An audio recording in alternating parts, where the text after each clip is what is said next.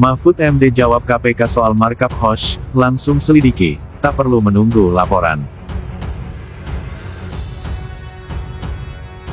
Itu harus diperiksa ini, uang lari kemana? Menurut perhitungan pihak Indonesia, biaya per 1 kilometer kereta Wush itu 52 juta US dollar. Tapi di Cina sendiri hitungannya 17 sampai 18 juta US dollar. Naik 3 kali lipat kan? Ini yang naikkan siapa, uangnya kemana? Itu markup harus diteliti. Siapa dulu yang melakukan ini? Saya anggap ini bagus si Purbaya. Tapi juga harus diingat itu akibatnya sangat berbahaya bagi rakyat. Karena misalnya kita gagal bayar, itu kan berarti Cina harus ngambil tuh. Ini punya saya kalau gitu. Tapi kan tidak mungkin ngambil barang di tengah kota. Pasti dia minta kompensasi ke samping. Misalnya Natuna Utara. Karena itu pernah terjadi ke Sri Lanka. Ketua KPK Setio Budianto menyatakan pihaknya menunggu laporan mantan Menko Polhukam Mahfud MD terkait dugaan korupsi dalam proyek pembangunan kereta cepat Jakarta-Bandung. Setio menambahkan laporan masyarakat termasuk dari Mahfud MD akan menjadi dasar awal untuk melakukan telaah dan verifikasi. Ia berharap laporan tersebut disertai informasi dan data awal yang valid agar proses pemeriksaan dapat berjalan presisi dan objektif. Sebelumnya melalui podcast pribadinya, Mahfud MD mengaku mencium adanya indikasi markup dalam proyek kereta cepat Jakarta-Bandung dalam siaran podcastnya. Dugaan itu berasal dari naiknya biaya proyek kereta cepat Indonesia-China atau Wush di era pemerintahan Jokowi. Harusnya KPK tidak perlu menantang siapapun, apalagi Profesor Mahfud MD. Ini kan himbauan-himbauan yang sebetulnya harus dimaknai secara positif. Harusnya KPK secara proaktif menyelidiki sendiri tanpa harus menunggu laporan dari siapapun. Kalau ada potensi dugaan markup misalkan, harus diselidiki terlebih dahulu. KPK mempunyai organ, mempunyai instrumen, mempunyai dana untuk melakukan hal itu. Jadi kalau KPK melalui juru bicara yang mengatakan bahwa menunggu laporan masyarakat, ini dagelan yang tidak lucu dari KPK. Masyarakat tertawa gitu. KPK kok seperti pasif gitu, menunggu ongkang-ongkang duduk manis di kantor menunggu laporan masyarakat. Masa kalau ada dugaan korupsi, ya harusnya KPK yang proaktif. Saya memaknai atau mungkin melihat selama ini Kejaksaan Agung tidak pernah mendapatkan laporan pemerintah baru bergerak gitu.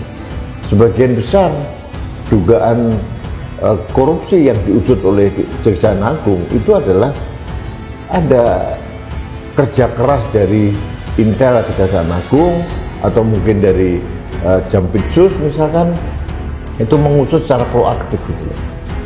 Sama juga dengan Barisskrim Mabes Polri, sama seperti itu. Kalau ada dugaan penyalahgunaan uang negara, harusnya itu diusut secara tuntas. Mestinya kalau ada hal seperti itu tidak perlu laporan, langsung diselidiki. Itu perlu laporan tidak masuk akal.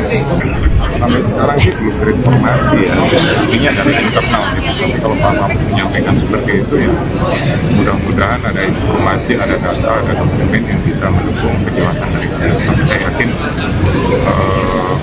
beliau mungkin punya gitu, tinggal nanti apakah mau serahkan atau... Ya mungkin terlalu jauh, tapi yang bilang itu kan Agus Pambagio dan Antony Budiawan, bukan saya. Saya justru mengulas Antony Budiawan dan Agus Pambagio yang bilang di Nusantara TV bahwa yang terjadi seperti itu, pemecatan milionan, kemudian sudah ditolak dan sebagainya, dan itu risikonya bisa seperti Sri Lanka, pelabuhan diambil karena tidak bayar hutang, kan gitu. Itu yang bilang Agus Pambagio. Yang bilang bahwa ada markup dari 17 juta US dollar menjadi 52 US dollar, itu yang bilang Antony Budiawan.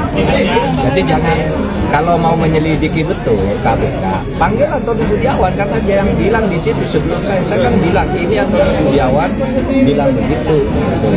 Kan gampang kalau itu. Dan sekarang ini mestinya kalau ada hal seperti itu tidak perlu laporan, langsung diselidiki. Itu perlu laporan tidak masuk akal. Kalian di KPK itu kan punya banyak anggota. Kalian carilah informasinya, pasti ada. Ini bukan ini, orang udah tahu semua markupnya 3 kali lipat.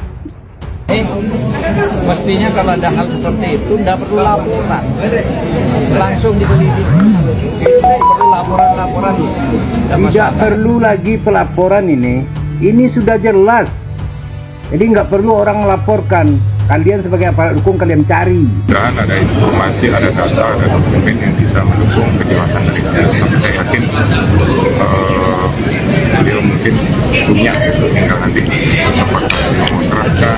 Ya mungkin terlalu jauh, tapi yang bilang itu kan Agus Pambagio dan Antoni Budiawan, bukan saya. Saya justru menolak. Aku mikirkan kalian semua kerja. Cepat cari itu data-datanya. Siapa yang melakukan itu?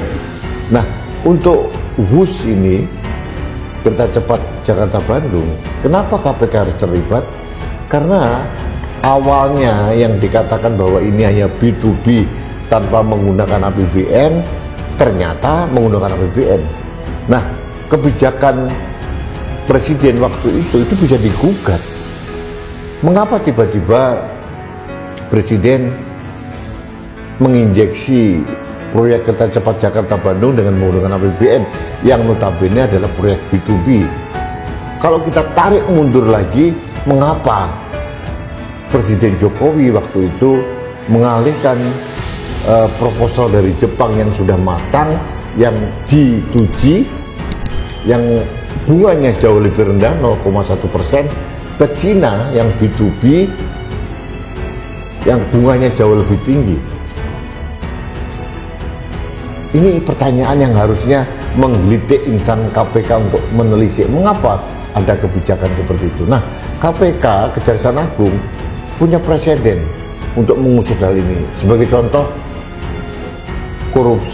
dugaan korupsi Chromebook misalkan, atau dugaan korupsi di Google Cloud yang melibatkan mantan Menteri Pendidikan Nadiem Makarim misalkan.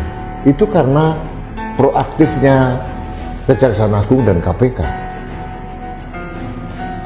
Jadi dugaan-dugaan penyalahgunaan wewenang ini oleh Presiden, mengapa dari proyek swasta tiba-tiba diinjeksi dari APBN, bahkan konon juga ada penjaminan hutang yang mencapai 116 triliun itu dilakukan oleh negara.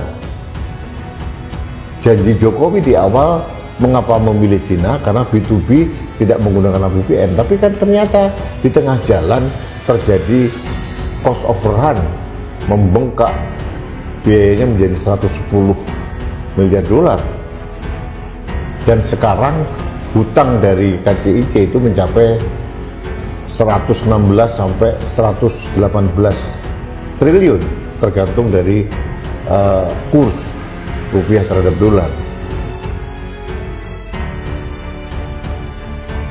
Mantan Menteri Koordinator Bidang Politik, Hukum, dan Keamanan Menko Polhukam, Mahfud MD mempertanyakan sikap Komisi Pemberantasan Korupsi, KPK, yang menunggu laporan darinya terkait dugaan markup anggaran proyek kereta cepat Jakarta-Bandung, WOS. Menurut Mahfud, KPK seharusnya bisa menindaklanjuti perkara tersebut tanpa perlu menunggu laporan dari dirinya. Kalau ada hal seperti itu tidak perlu laporan. Langsung diselidiki. Nggak perlu laporan-laporan.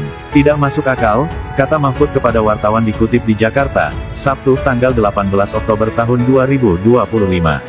Mahfud mengaku pertama kali mengetahui isu itu dari percakapan analis senior kebijakan publik Agus Pambagio dan Managing Director Political Economy and Policy Studies PEPS Antoni Budiawan, di salah satu stasiun televisi swasta.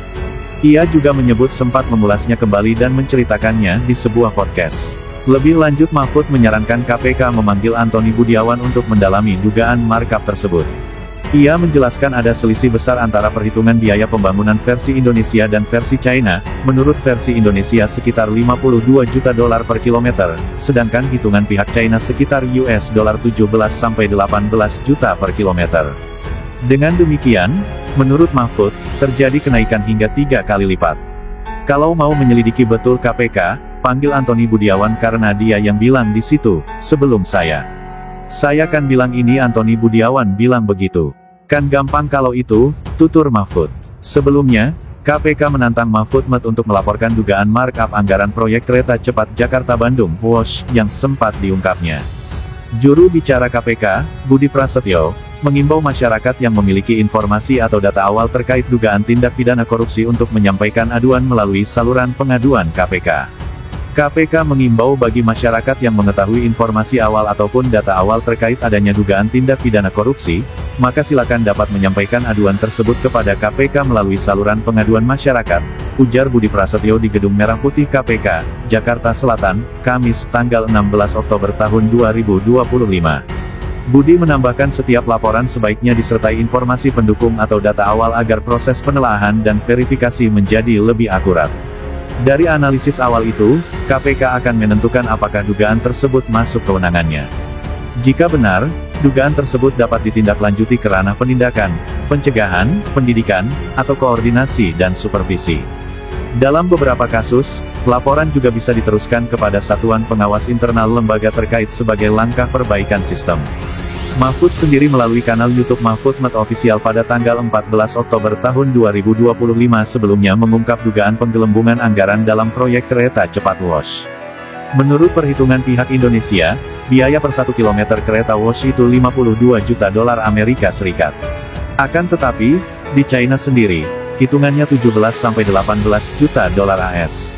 Naik 3 kali lipat, kata Mahfud. Ia menambahkan, ini siapa yang menaikkan? Uangnya kemana? Naik 3 kali lipat, 17 juta dolar AS ya, dolar Amerika nih, bukan rupiah, per kilometernya menjadi 52 juta dolar AS di Indonesia. Nah itu markup, harus diteliti siapa yang dulu melakukan ini.